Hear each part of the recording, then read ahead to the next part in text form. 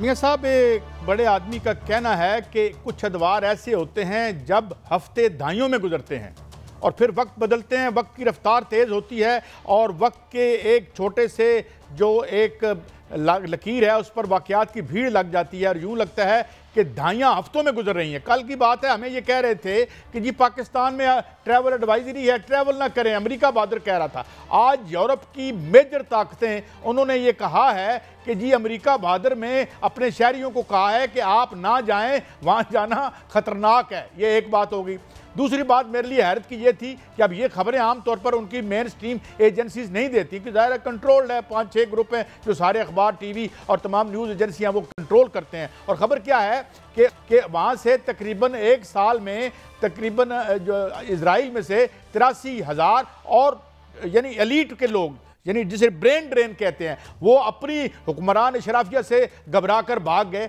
वैसे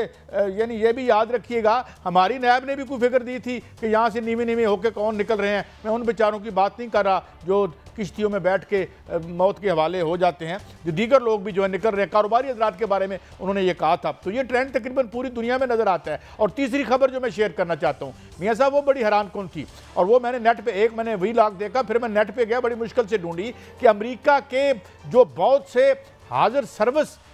फौजी हैं, वो जो पॉलिसीज़ हैं अमेरिका की, गजा के जो गले काट रहे हैं, वो लोगों के मासूम बच्चों को मार रहे हैं उस, और वो आपको याद होगा, वो हम वीडियो यहाँ चला नहीं सकते कि एक फ़ौजी ने किस तरीके से जाके इजराइल, गालिबन इजराइल की एम्बेसी के सामने अपने ऊपर, एक हाजिर सर्विस फ़ौजी ने अपने ऊपर पेट्रोल उंडेल के अपने आप को एहतजाजन आग लगा दी थी। तो वो आप डिजर्शंस कर रहे हैं अमेरिका की फ़ौज से। ये है ज़माना, दुनिया कैसे हमारे, हम ये सोच भी नहीं सकते थे 3-4 महीने पहले मियाँ साहब कि इस तरीके से ज़माना करवट बदलेगा और हम फर्स्ट वर्ल्ड खुद एक बहुत बड़े बुहरान में आ जाएगी। जी मियाँ साहब। देखिए कैसा अमेरिका जो है वो खुद एक्सपोज हो रहा है हर लिहाज से। आप देखें, उन्होंने यमन पर हमला किया और मैं ये बताता हूं कि यमन पर हमला करने से पहले क्या किया उन्होंने। यमन पर हमला किया और वहां से जो ताबड़तोड़ हमले हुए और फिर हौसियों की जानिब से, जो कि जिनको बिल्कुल एक ऐसा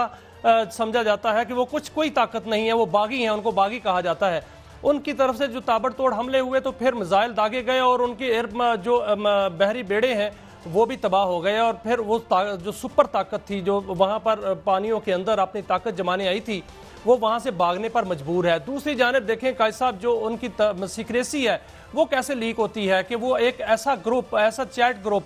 जो कि हाई ऑफिशियल्स, बल्कि उसको कहा जाए कि वो एक बड़ा सीक्रेट ग्रुप था जिसमें एक सहाफ़ी को ऐड कर लिया जाता है और तमाम तर प्लान जो है वो चेकआउट हो जाता है। और उस ग्रुप के अंदर मैंने नाम पढ़े हैं, मैं हैरान रह गया हूं कि ऐसा ग्रुप जिसमें नायब सदर जो है अमेरिका के वो मौजूद हों, जिसमें अमरीकी वज़ीर ख़ारजा हों, अमरीकी वज़ीर ख़जाना हो, CIA के डायरेक्टर हों और इंटेलिजेंस चीफ जो हैं वो भी हों, और उसके अलावा इंटेलिजेंस जो नेशनल एजेंसी है उसकी जो डायरेक्टर हैं वो भी हों, और इसके अलावा चीफ ऑफ स्टाफ जो हैं वो भी उसमें मौजूद हो और कौमी सलामती के मशीर भी हों। ऐसा ग्रुप जो है उसमें जो इंफॉर्मेशन लीक हो जाना और फिर वो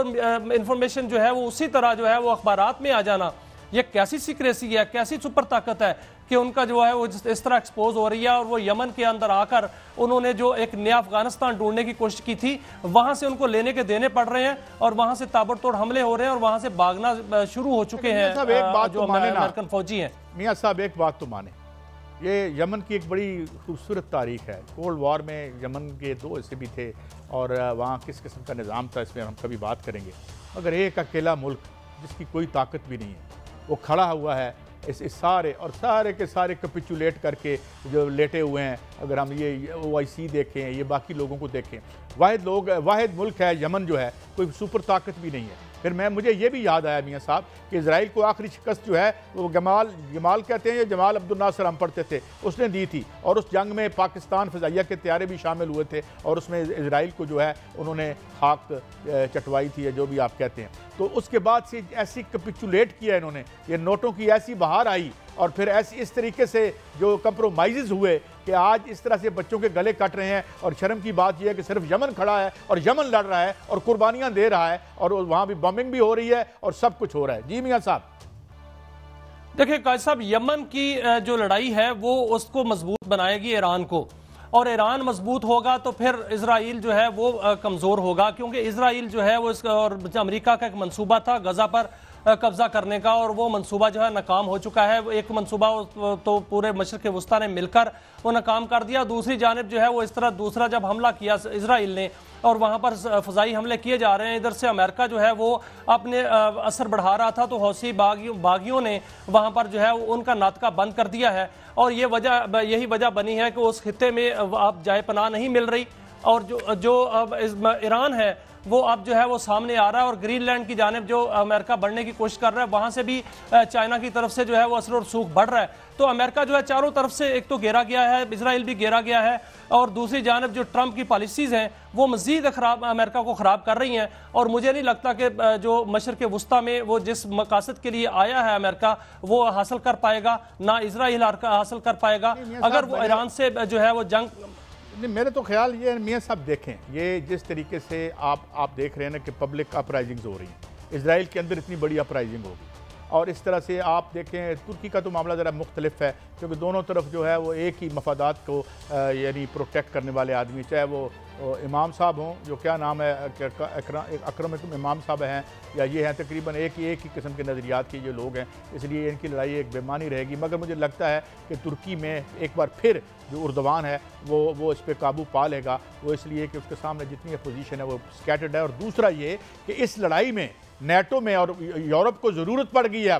एक फार्मिडेबल फोर्स है तुर्की के पास, उसको इस फौज की ज़रूरत है, क्योंकि रात को ख्वाबों में आके ट्रंप अब यूरोप के लोगों को डरा रहा है। इसलिए कोई एक मुल्क कहता है कि कभी फ्रांस को कहते हैं, कभी यूके, दो मुल्क ही ऐसे हैं जिनके पास न्यूक्लियर कवर है या एक डेटरेंस है, तो वो मांग रहे हैं। तो ये बहरहाल एक बड़ी मुख्तलिफ दुनिया, और लिबरल डेमोक्रेसी पे जो लोगों का बड़ा एक सिद्ध के दिल से ईमान था वो उसके परखचे मुड़ के देखें। जो ट्रंप है, ट्रंप भी बेसिकली जो एक लिबरल डेमोक्रेटिक एलीट है, और जो उनके मफरूजे थे वो उड़ा के रख दिए।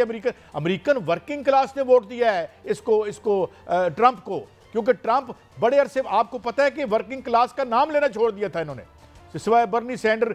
साइड पे बैठ के बात कर लेता था। ये इतना तेज आदमी है कि 2015 में इसने एक प्रोफेसर को कहा यूनिवर्सिटी के कि यार बर्नी सैंडर जब बात करता है गरीब आदमी की तो लोग उसकी कान सुन, तो इसने भी गरीब आदमी का कार्ड बेचा है। हालांकि 2-2.5 साल में ये भी एक्सपोज हो जाएगा। बहरहाल ये यमन, लेकिन काजी साहब जो तुर्की का मामला बता रहे हैं ना, तुर्की का मामला और है, तुर्की में भी इस्लामोफोबिया जो है वो उससे डर लगता, जो इस्लामोफोबिया है उन जो बाकी कुव्वतों को वो प्रॉब्लम क्रिएट कर रही हैं। असल में तुर्की में जिस अपोजिशन को सामने लाने की कोशिश की जा रही है, और वहाँ पर जो जितने भी मुजाहरे हो रहे हैं वो सेकुलर कहलाया जाता है। वो जिस तरह खिलाफत टूटी थी, तो खिलाफत के बाद जो है वो जिस तरह की हुकूमत आई थी, इसी तरह की दोबारा हुकूमत लाने की कोशिश की जा रही है, क्योंकि उर्दवान के हवाले से ये कहा जाता है कि ये इस्लामिस्ट है और इस्लाम पसंद बंदा लीडर है, और उसको जो पसंद, लेकिन नहीं काजी साहब जो उसको पसंद करते हैं। मैं क्लोजिंग पे आ रहा हूँ मियाँ साहब, दोनों एक जैसे हैं। अवाम निकले हुए हैं कि 2008 के रिसेशन के बाद शदीद इन्फ्लेशन बढ़ी है, और वो जो माशी मोजा था वो मुंह के बल आके गिरा है।